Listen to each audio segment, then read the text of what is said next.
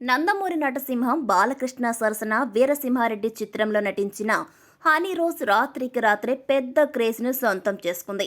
Star celebrity అయిపోయింది.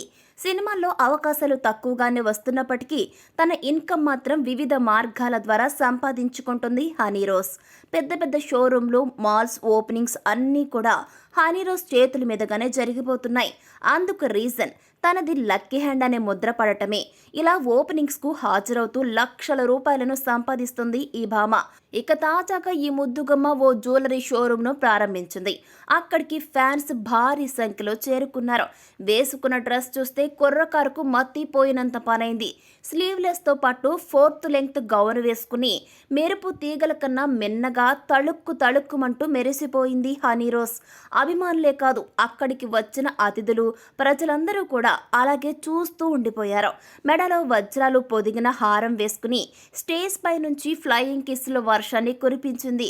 ఇక 2005లో మలయాళంలో విడుదలైన బాయ్ ఫ్రెండ్ సినిమా ద్వారా సినీ పరిశ్రమలోకి అడుగుపెట్టింది. తమిళంతో పాటు కన్నడ, తమిళ, తెలుగు సినిమాలో నటించింది. హనీ రోజ్ తెలుగులో తొలిసారి ఆలయం, ఈ వర్షం సాక్షిగా సినిమాల్లో నటించి ఇక్కడి ఆడియన్స్కు మరింత చేరువైంది. ఇక నందమూరి బాలకృష్ణ హీరోగా వీరసింహారెడ్డి 107వ సినిమాలో ఒక హీరోయిన్గా నటించి అందరినీ మరింతగా ఆకట్టుకున్నారు. ప్రెజెంట్ సినిమాల ఎంపికలో ఆచితూచి వ్యవహరిస్తున్న హనీ రోజ్ చిరంజీవి కథానాయకుడిగా నటిస్తున్న విశ్వంభర మూవీలో ఒక హీరోయిన్గా నటిస్తోంది అంటూ వార్తలు వస్తున్నాయి. కానీ వాటిపై అఫీషియల్గా ఎటువంటి ధృవీకరణ రాలేదు.